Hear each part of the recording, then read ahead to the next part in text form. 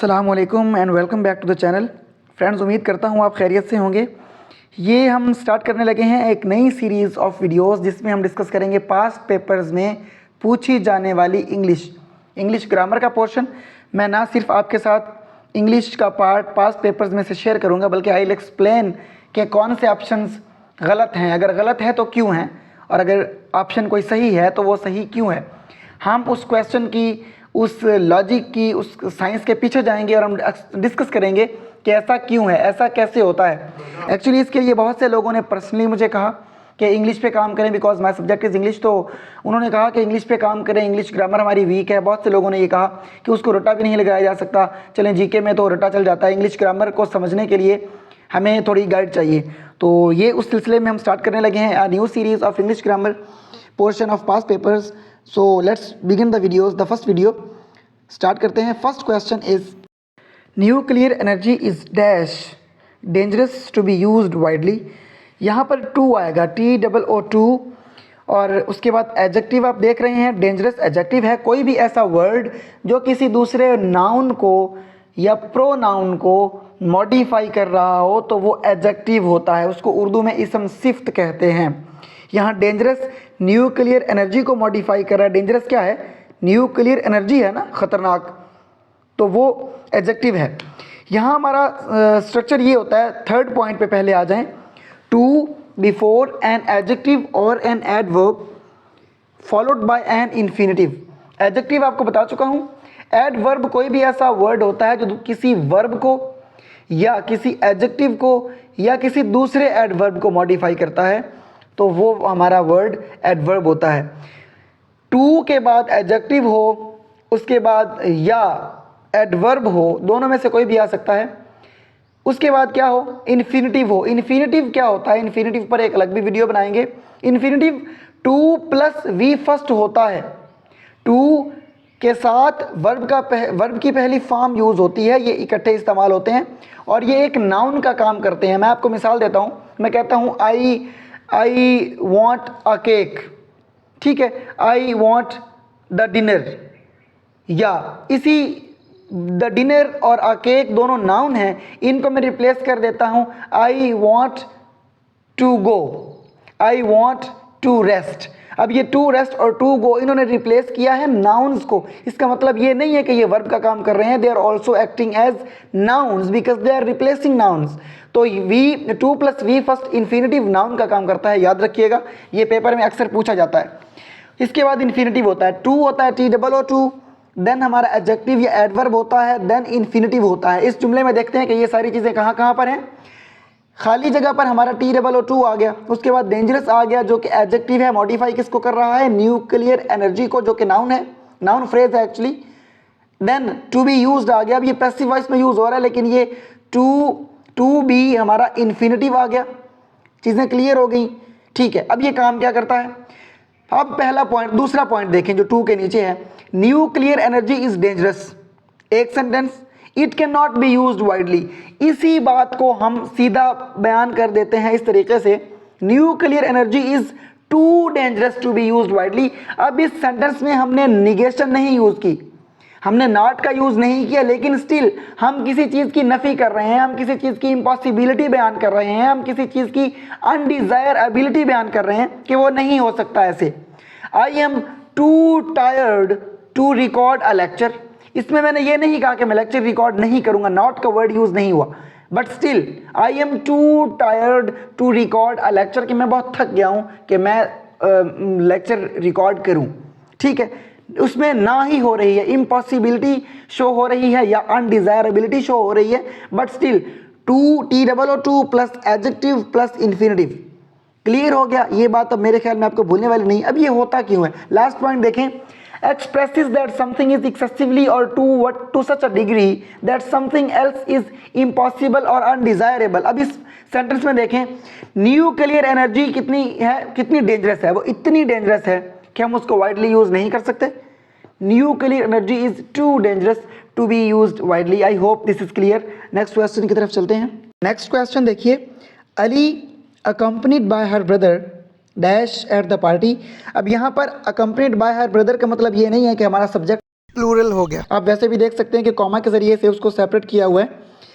Actually sentence हमारा same ही है, Ali was at the party. Ali singular subject है, उसके साथ सिंगुलर वर्ब ही आएगा वॉज।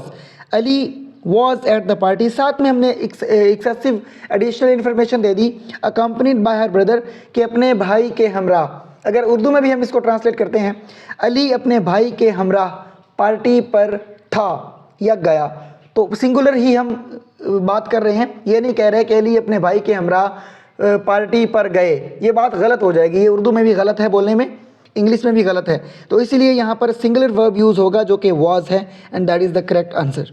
नेक्स्ट क्वेश्चन देखिए, the market is nearer to them than dash. अब यहाँ आप देखें कि पहला ऑप्शन वी है, वी नहीं आ सकता। क्यों? क्योंकि ये सब्जेक्टिव प्रोनाउन है, सब्जेक्टिव केस है किसका? फर्स्ट पर्सन प्लूरल प्रोनाउन होता है, उसका सब्जेक्टिव केस है वी। लेकिन the market is nearer to them, पीछे देम यूज़ हुआ है। देम क्या है? Them third person plural pronoun का ऑब्जेक्टिव केस है, यानी ऑब्जेक्ट की जगह पर आता है। For example, we invited them. अब देम यहाँ पे ऑब्जेक्ट है ना, किसको? जिसको हम इनवाइट कर रहे हैं, देम। तो इसी तरह यहाँ पर ये ऑब्जेक्टिव केस आया हुआ है, the market is nearer to them than. अब देन के बाद कंपैरिजन में जाहिर है ऑब्जेक्टिव केस ही आएगा, तो वी सब्जेक्टिव केस है फर्स्ट पर्सन प्लूरल प्रोनाउन का। आवरसेल्व्स वैसे पोजेसिव प्रोनाउन है या रिफ्लेक्सिव प्रोनाउन है, इसको हम एक अलग वीडियो में डिस्कस करेंगे, बहुत इंपॉर्टेंट पॉइंट है ये भी। आर्स वैसे पोजेसिव एडजेक्टिव भी हो सकता है, पोजेसिव प्रोनाउन भी हो सकता है। लास्ट पॉइंट पे है अस। अब अस यानी मार्केट उनसे ज़्यादा करीब तर है हमारी निस्बत, ठीक है, तो यहाँ पर अस आएगा क्योंकि देम भी ऑब्जेक्टिव, इसको आपने सिर्फ इसी तरीके से याद रख लेना है कि देम हमारा ऑब्जेक्टिव केस है थर्ड पर्सन प्लूरल प्रोनाउन का, ठीक है, उनसे ज़्यादा करीब है मार्केट हमारे निस्बत, तो देन में हम आएंगे। अब हमारा भी यानी फर्स्ट पर्सन प्लूरल का भी सब्जेक्टिव केस यहाँ पर नहीं आ सकता, यहाँ ऑब्जेक्टिव केस आएगा जो कि क्या है? अस है। For example, they loved us, उन्होंने हमसे मोहब्बत की, और अस यहाँ पर ऑब्जेक्ट की जगह पे आ रहा है, इसलिए यहाँ भी ऑब्जेक्टिव केस में अस ही आएगा। The market is nearer to them than us. Next question देखिए, the students in our school are dash in other schools, ठीक है। ऑप्शन ए देख लेते हैं, the students in our school are smarter in other schools. क्या मतलब? हमारे school के तलबा दूसरे के स्कूल में जाकर ज़्यादा होशियार हो जाते हैं? नहीं, बात ही नहीं बनती। ऑप्शन बी देखें, the students in our school are smarter than in other schools. Smarter than what? Smarter than कोई आएगा ना जिसके साथ हम कंपेयर कर रहे हैं, comparative degree of adjective use हो रहा है ना, स्मार्टर। ऑप्शन सी देखिए, the students in our school are smarter than those in other schools. Yes, यहाँ बात बन रही है क्योंकि दोज इंडिकेट कर रहा है अदर स्कूल्स स्टूडेंट्स को, ठीक है। The students in our school are smarter than किससे? दोज, यानी स्टूडेंट्स बाकी स्कूलों के, than those in other schools. तो ऑप्शन सी इसका करेक्ट आंसर बनता है। Option D more smarter than, ये तो वैसे ही नहीं हो सकता, मोर भी कंपैरेटिव डिग्री ऑफ एडजेक्टिव होता है, जैसे ब्यूटीफुल के बाद मोर ब्यूटीफुल आता है, देन मोस्ट ब्यूटीफुल आता है, और स्मार्टर भी स्मार्ट का स्मार्टर, स्मार्टेस्ट, तो ये दोनों कंपैरेटिव डिग्रीज ऑफ एडजेक्टिव तो एक साथ आ ही नहीं सकते, इसलिए ऑप्शन डी भी गलत है। तो हमारा ऑप्शन सी ठीक है, जिसमें दोज इंडिकेट कर रहा है अदर स्कूल स्टूडेंट्स को, यानी दूसरे स्कूलों के तलबा को। The students in our school are smarter than those in other schools, के हमारे स्कूल के बच्चे बाकी स्कूलों के बच्चों के मुकाबले में ज़्यादा होशियार हैं। Next question, When she was younger, she dashed 5 kilometers a day। अब पहले क्लॉज पे अगर आप गौर करते हैं तो उसमें जो was का वर्ब यूज़ किया गया है वो इंडिकेट कर रहा है पास्ट टेंस को, माजी की बात हो रही है, गुजरे हुए वक्त की बात हो रही है। When she was younger, जब वो छोटी थी, ठीक है, she dashed 5 kilometers a day, तो हम देख लेते हैं कौन सा ऑप्शन इसको सूट करेगा। पहला ऑप्शन है वॉक। वॉक वैसे ही नहीं आ सकता, शी सिंगुलर सब्जेक्ट है, तो अगर इसके साथ वी फर्स्ट आएगा तो वो अपने साथ एस या ई एस लेगा, इसलिए ये कहानी तो वैसे ही ख़त्म हो गई, वॉक इसके साथ नहीं आ सकता। ऑप्शन बी है वॉकिंग। जब वॉकिंग आएगा कंटिन्यूस टेंस बनेगा तो फिर उसके साथ इज एम आर या वाज वर आएगा, ऑब्वियसली वो भी नहीं है, इसलिए इसकी कहानी भी ख़त्म, ये भी नहीं आ सकता। ऑप्शन सी है walks. She walks 5 kilometres a day. तो अगर she walks 5 kilometres a day हम वॉक्स को पुट करते हैं इस खाली जगह पर, तो जुमला बनता है वो 5 किलोमीटर का फासला तय करती है, उसकी डेली रूटीन है। प्रेजेंट इंडेफिनिट टेंस का जुमला बन जाएगा, लेकिन हमारा पिछला क्लॉज इंडिकेट कर रहा है पास्ट को।